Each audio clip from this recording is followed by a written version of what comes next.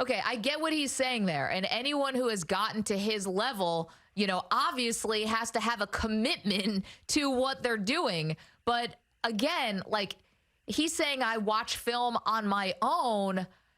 Should that have just been enough for the Arizona Cardinals? Clearly it wasn't. But should it have been just taking him at your word when you're giving him $160 million guaranteed? No. If the Cardinals, they wrote it was an offer to him. He didn't. Again, he has 2 years left under contract. He did not have to take this. Would they have put it in there? So I think your question is, should they have just not put that in there just out of respect, knowing this would leak out? To me, there's obviously a reason they put it in there. They didn't put it in haphazardly. They worry he doesn't not watch enough film. Okay. It's pretty simple. Why does everything have to be layers and layers? It's simple. They don't think he watches enough film, so they put a clause in the contract, and he said, oh, yeah, no problem. 4 hours. I can kill it. So that leads me to my second question. First, the question is, was this disrespectful to put it in at all? Second, the question is, will it work?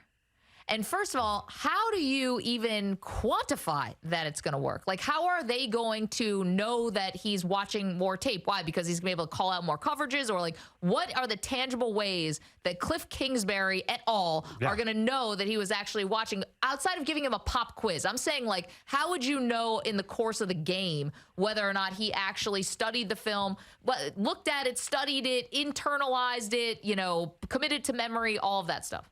Don't you think that I think football guys know this very well. I think the coaches know immediately how much tape you've watched by what you're identifying, what you're seeing. And they'll say, hey, did you see that play? And if he says yes, then he watched the tape. I assume it's not that hard when you're actually in the quarterback room studying tape all day. They speak a completely different language in those quarterback rooms. And I would think you would know the difference between a guy who was watching tape and who wasn't.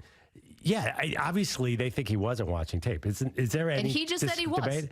He didn't exactly say he was. He said there's lots of ways to watch tape. What does that mean? By the way, I don't want to kill Kyler for this. He's a very good quarterback. But what does that mean? There's lots of ways to watch film. I don't know. That sounds like something you say after you've been caught not watching film. I don't know. Like maybe that's why there was that. The micro clause in there that you can't be also playing video games while you're watching film. You can't also be surfing the internet while you're watching film. Remember, they got down to the granular level of how not only does he need to watch it, he needs to be focused on it, and he needs to be like, it needs to really be sinking in. You can't be multitasking. It's funny. The questions you're asking remind me of the Wonderlic. When players in the draft process take the Wonderlic and it sticks with them forever, the Wonderlic is supposed to be private. Right. It's not supposed to get out there, but it gets out there and it sticks with these players' reputations. And it always embarrasses guys, unless you're Ryan Fitzpatrick and you got 100. So I think what you're asking is, should teams be careful about what they put in the contract, knowing that it will leak out and stick with the player? And in this case, Arizona should have known that this would have blown up and would have been attached to their quarterback. And it's not going anywhere, man. Well, it's going to be here for a long time. Can I give you? I watch film by myself. Can I also give you a little, if you want to get a little darker on the read here, which is if you really want to be a cynical person, which sometimes I've been accused of being, there's a read on this, which is you put in a clause like this into a contract that you have reservations about giving to someone in the first place. And then on top of that, everyone else is in CYA mode, cover your behind, because if something goes wrong, or if you have another losing season, or if things fall apart, it's easy to pull out Kyler Murray. He's the quarterback of the team, and now we know this about him, that he might not be watching enough film. It's easy to point and blame and say, clearly he wasn't dialed in. It wasn't a general manager who can't draft. It wasn't a coach whose game plans have been falling apart ever since he goes back to Texas Tech. No. That's not any of my problem. It's clearly the quarterback who's not putting in the time. So there's a cynical read on this too, which is people inside the organization could have wanted this out there about Murray because it deflects from themselves. That's pretty cynical. It's pretty cynical. Because I told you. I warned you. Isn't Cliff very much tied to Kyler's success? He just got a contract extension before Kyler, so I don't know. I know. Also, NFL coaches are hired to be fired. Like, I think you kind of know whatever job security you can try to get for yourself, you'll take. Well, I think it's interesting. To me, this Kyler deal is a 3-year deal. We're in a tryout window. 3 years, meaning he's 3 years into his career.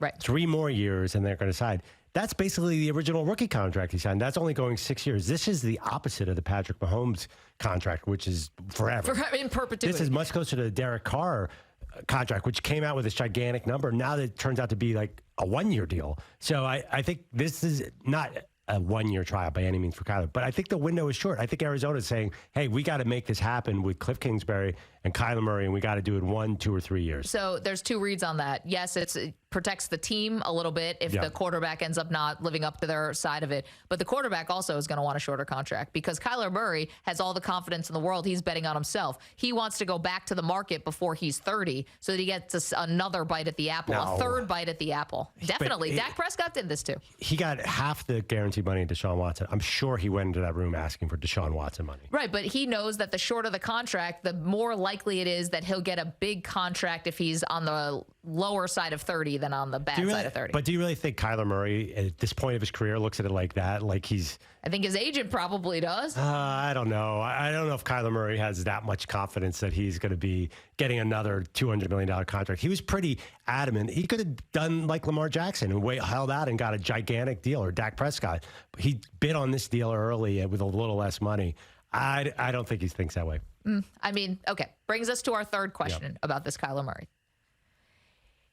I have posited that because this clause and about the homework and having to study is now out there, I could see other teams kind of adopting this, right? Sort of like, and whether it's a quarterback or any position. Here's one specific thing that we think you can improve on, and we are going to put it in your contract that we demand that you improve on it, and or else you're not getting this money. I think that more of that is going to become, we're going to see more of it.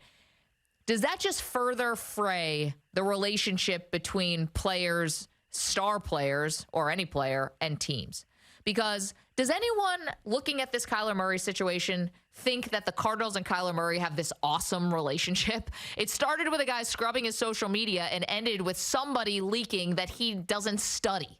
It doesn't exist. So clearly, like, I would venture a guess, and I don't think I'd be too off to say that maybe some hard feelings might exist between Kyler and the front office, at least right now. It's already has these sort of, tentacles that could grow and that could become an issue and a fracture. The more that ownership or front offices want to try to control players to this granular level, is it going to make those relationships worse? Yeah, but the players don't have to sign these contracts. I think the reason that happened with Kyler is because Kyler is the thinnest of the $100 million quarterbacks. He is not a top 10 quarterback. He's thinnest resume? Thinnest resume. Not thinnest person. Thinnest resume, thinnest future. He is not... People I thought you were talking about like the South Beach diet. Yeah. I don't know that. People do not look at him like Justin Herbert or Patrick Mahomes or Lamar Jackson. So I don't think he had anywhere near the leverage of the guys that are in his pay grade. I think that's why they were able to stick this in here. I think a guy like Lamar Jackson would say, no way. Lamar Jackson doesn't even want to sign a great contract. You think you could stick that in a situation where the player has leverage? I think you'd get into trouble. I think you're discounting the one bit of leverage that Kyler Murray does have: baseball.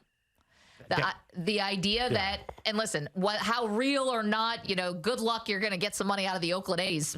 That hasn't happened since like the 80s. So I don't know how real it is, but it's definitely different. Not that he's the first guy to ever be drafted by Major League Baseball and play in the NFL, right, but he's the first guy to ever be drafted in the first round of Major League Baseball and play in the NFL. Well, he didn't have enough more leverage. Of a real threat. Okay, but he didn't have enough leverage to not have this study clause in his contract. He really did not have a lot of leverage because they had control of him for 3 more years if they wanted, so he had to sign the situation. I don't think the great quarterbacks who are closer to their actual end date are going to have clauses. Lamar Jackson will have no clause that's anywhere near that. I guarantee it because he has so much more leverage than Kyler Murray. Interesting. Thank you for watching our video. Please like, comment, and subscribe. And if you want to see more videos like this, just hit the bell. Yeah, ring the bell. Just hit the bell.